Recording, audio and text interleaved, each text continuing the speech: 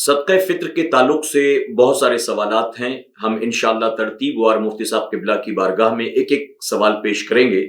لیکن سوالات کا سلسلہ شروع کرنے سے پہلے ہم یہ جاننا چاہتے ہیں کہ صدقہ فطر کیا ہے؟ بسم اللہ الرحمن الرحیم. صدقہ فطر حدیث رسول صلی اللہ تعالی وسلم کی روشنی میں روزے کا ایک صدقہ بھی ہے، اور لغو اور بیہودہ کلام جو کچھ بھی روزے کی حالت میں ہو اس سے طہارت اور پاکیزگی کا سبب بھی ہے. جیسا کہ ایک حدیث پاک ہے، حضرت عبداللہ ابن عباس رضی اللہ عنہ سے روایت ہے، رسول اکرم صلی اللہ تعالی وسلم نے زکوٰۃ فطر مقرر فرمائی کہ لغو اور بیہودہ کلام سے روزے کی طہارت ہو جائے اور مساکین کی خورش ہو جائے. یعنی یہ صدقہ فطر ہر مسلمان عاقل بالغ مالک نصاب پر سرکار دو عالم صلی اللہ علیہ وسلم نے واجب فرمایا کہ وہ اپنی طرف سے اور اپنی نابالغ اولاد کی طرف سے صدقہ فطر ادا کرے، تاکہ اس کی طرف سے روزے کا صدقہ بھی ہو جائے. اور ساتھ ہی ساتھ ایک اور حدیث پاک جس میں یہ ذکر ہے، حضرت عبداللہ ابن عباس رضی اللہ عنہ نے آخر رمضان میں فرمایا ہے، اپنے روزے کا صدقہ ادا کرو. اس صدقے کو رسول اللہ صلی اللہ علیہ وسلم نے مقرر فرمایا، 1 سا خرما یا جو یا نصف سا گیہوں. احادیث کریمہ سے یہ بات واضح ہوتی ہے کہ صدقہ فطر ایک طرح سے روزے کا صدقہ بھی ہے اور ساتھ ہی ساتھ روزے کے لیے طہارت کا سبب ہے. اور ایک حدیث پاک، حدیث مبارکہ جو کہ بہت مشہور حدیث ہے، جس کو عام طور پر بیان کیا جاتا ہے، دارمی اور خطیب اور ابن عساکر نے روایت کی، حضرت انس ابن مالک رضی اللہ عنہ سے روایت ہے کہ سرکار دو عالم صلی اللہ علیہ وسلم نے ارشاد فرمایا، بندے کا روزہ آسمان و زمین کے درمیان معلق رہتا ہے جب تک صدقہ فطر ادا نہ کرے. یعنی روزے کی قبولیت کے لیے بھی یہ صدقہ فطر ایک بہتر ذریعہ ہے. لہٰذا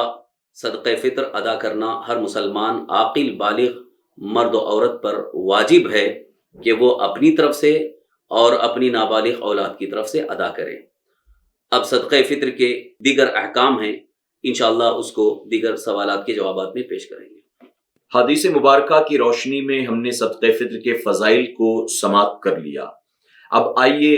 ہم اگلے سوال کی طرف چلتے ہیں کہ صدقہ فطر کن لوگوں پر واجب ہے؟ صدقہ فطر ہر مسلمان آزاد مالک نصاب پر واجب ہے، جس کے پاس نصاب حاجت اصلیہ سے فارغ ہو. اب یہاں مقدار نصاب جس کے پاس موجود ہے، یعنی جو مالک نصاب ہے، اس پر صدقہ فطر واجب ہو جاتا ہے، جبکہ اس کا وقت عید کے دن صبح صادق شروع ہوتے ہی واجب ہو جاتا ہے. اس میں سال پورا ہونے کی شرط یا قید نہیں ہے،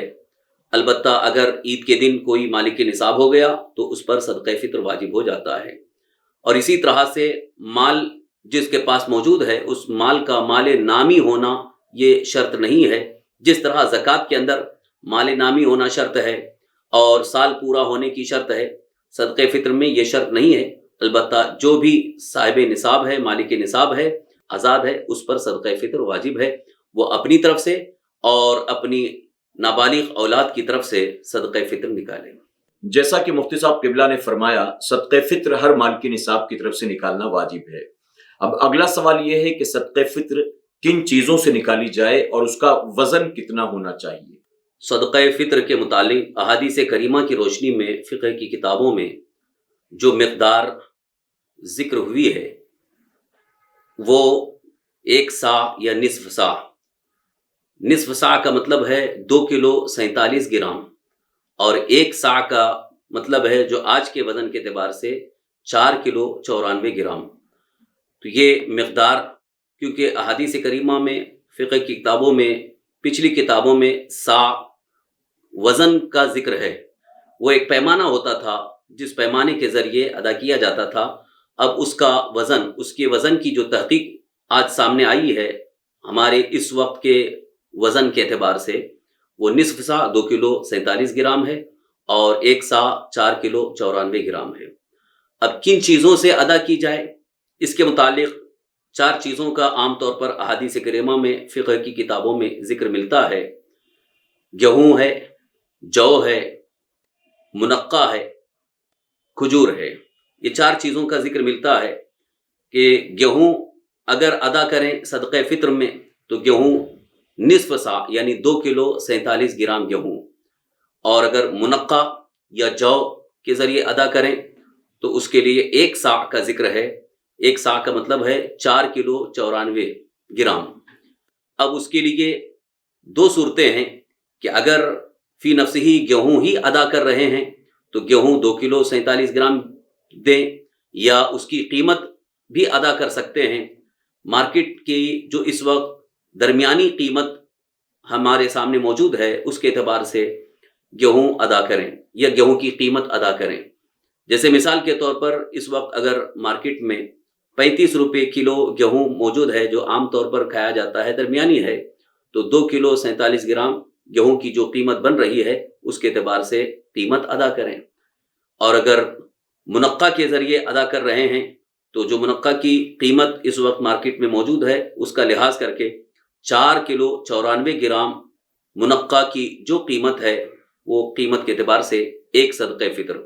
तो अपनी तरफ से और अपने नाबालिग औलाद की तरफ से मुकम्मल तौर पर हिसाब करके वो अदा करें।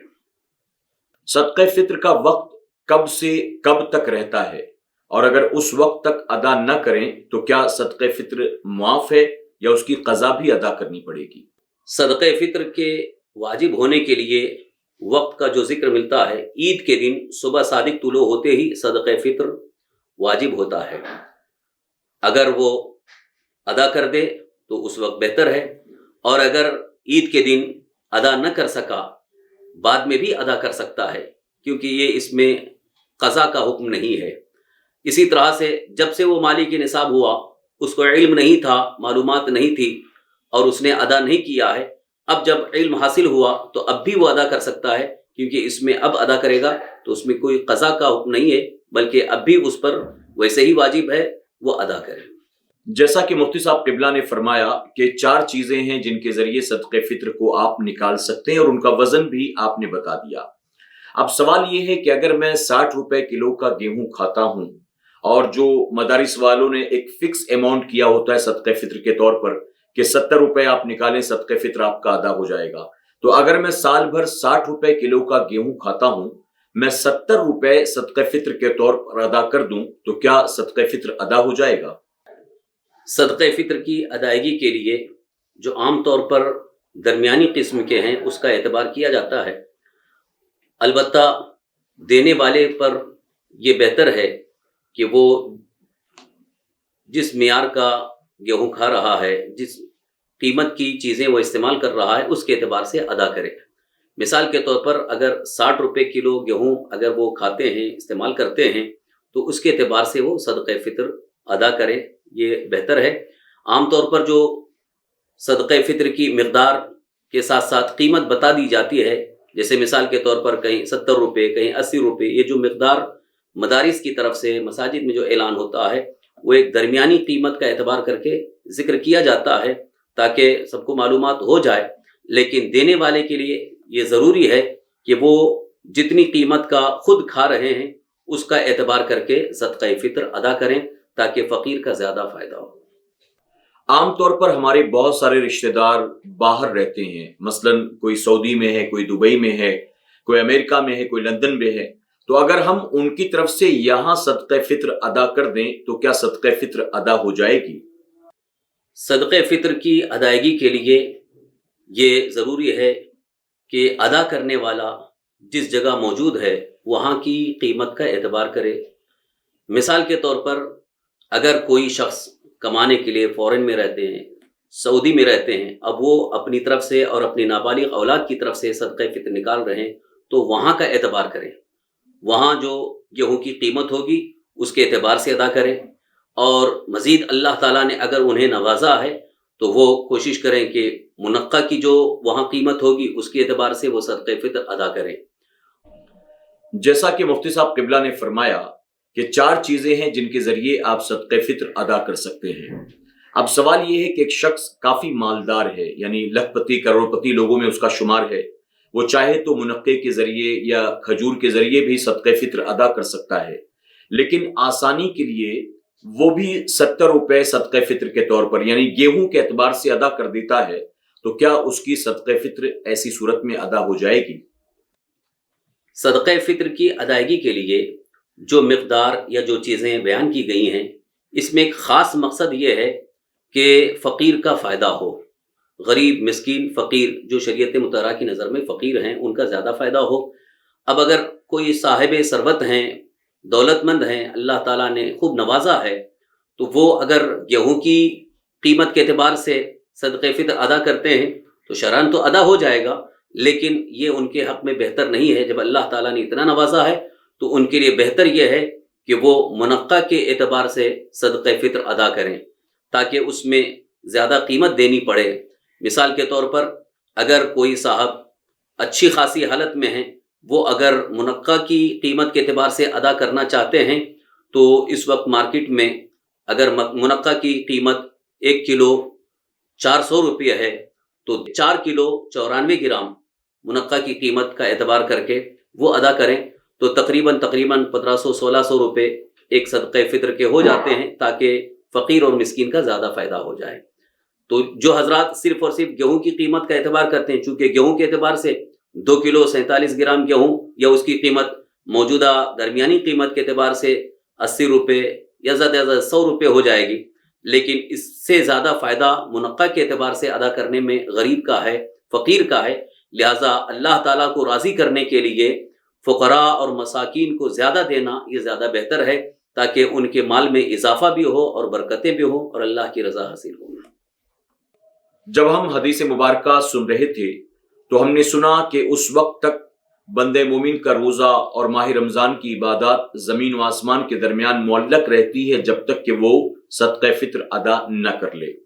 اب سوال یہ ہے کہ ایک شخص اگر ماہ رمضان میں روزہ نہیں رکھتا ہے، یوں ہی نہیں رکھتا یا شرعی عذر کی بنیاد نہیں رکھتا،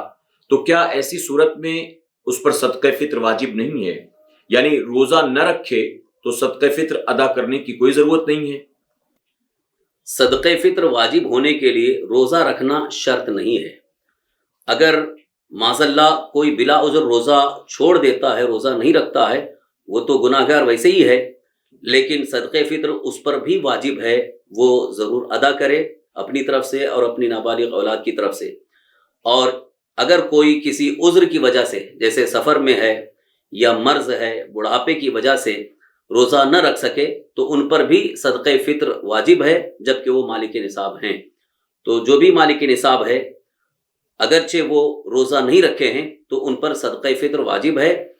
رمضان المبارک میں کبھی بھی ادا کریں، اور وجوب کا وقت تو عید کے دن صبح صادق شروع ہوتے ہی ہو جاتا ہے، لیکن پہلے بھی اگر وہ ادا کریں تو زیادہ بہتر ہے۔ ایک شخص اگر اپنی طرف سے، اپنے بالغ بچوں کی طرف سے، اپنے والدین کی طرف سے، اپنی بیوی کی طرف سے صدقہ فطر ادا کرنا چاہے تو کیا ان سب کی اجازت لینا ضروری ہے؟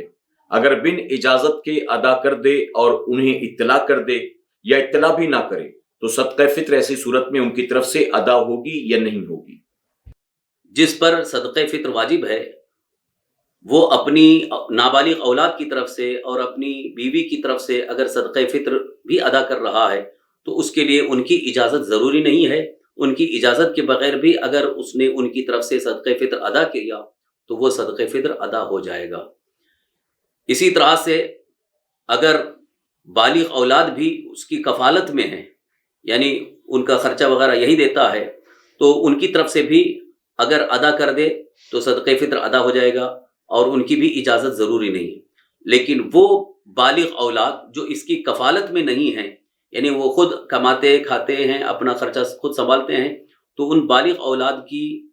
طرف سے صدقہ فطر ادا کرنا چاہے تو ان کی اجازت ضروری ہے۔ اسی طرح سے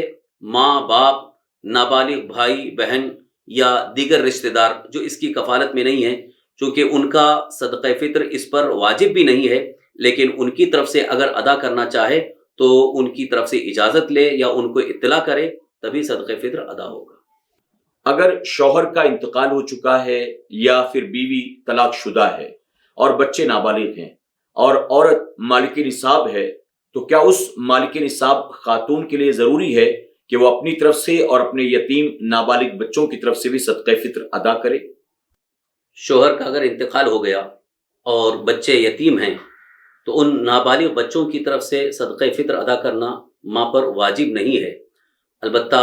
باپ کی جگہ میں اگر باپ نہیں ہے تو دادا باپ کی جگہ ہے، یعنی دادا اپنے ان نابالغ یتیم پوتے پوتیوں کی طرف سے صدقہ فطر ادا کرے، ماں پر اپنے چھوٹے بچوں کی طرف سے صدقہ فطر واجب نہیں ہے۔ میرے پیارے آقا علیہ الصلوۃ والتسلیم کے پیارے دیوانوں، خاتون جنت حضرت فاطمۃ الزہرا رضی اللہ تعالیٰ عنہ کی کنیزوں، زکوٰۃ اور صدقہ فطر کے تعلق سے سوال و جواب کا سلسلہ یہیں پر مکمل ہوا۔ جیسا کہ آپ جانتے ہیں، بقرہ عید کے تعلق سے، قربانی کے تعلق سے ہم نے ایک سیشن کیا، اسی طرح ماہ محرم الحرام اور اس کے رسومات کے تعلق سے ہم نے ایک سیشن کیا۔ SDI چینل پر آپ کو یہ 2 سیشنز بھی مل جائیں گے، جہاں جا کر آپ ان کے تعلق سے بہت سارے سوالات، اعتراضات، رسومات اور ان کے جوابات قرآن و حدیث کی روشنی میں دیکھ سکتے ہیں۔ آپ تمام سے گزارش ہے میری، اگر آپ کسی نئے عنوان پر چاہتے ہیں کہ ہم مفتی صاحب قبلہ کے ساتھ سوال و جواب کا سیشن کریں تو آپ کمنٹ باکس میں جا کر ضرور کمنٹ کریں، ہمیں ٹاپک دیں، ہمیں مشورہ دیں، انشاءاللہ ہم آپ کے مشوروں پر غور و فکر کے بعد ضرور عمل کرنے کی کوشش کریں گے۔ ساتھ ہی میں گزارش کروں گا اپنے ان تمام ویورز سے جو SDI چینل پر ابھی نئے ہمارے ساتھ جڑے ہیں، اگر آپ نے اب تک ہمارے SDI چینل کو سبسکرائب نہیں کیا تو ابھی سبسکرائب کر لیں، اور آئندہ آنے والے تمام نئے پروگرامز، اجتماعات، نعت مبارکہ کی نوٹیفیکیشن کے لیے آپ بیل آئیکن پر کلک کرنا نہ بھولیں، اور اس کار خیر کا حصہ بننے کے لیے میری درخواست ہے کہ آپ اسے زیادہ سے زیادہ اپنے دوست احباب کے ساتھ بھی شیئر کرنے کی کوشش کریں۔ اپنا خیال رکھیں اور اپنی دعاؤں میں ہمیں ضرور یاد رکھیں۔ السلام علیکم ورحمۃ اللہ وبرکاتہ۔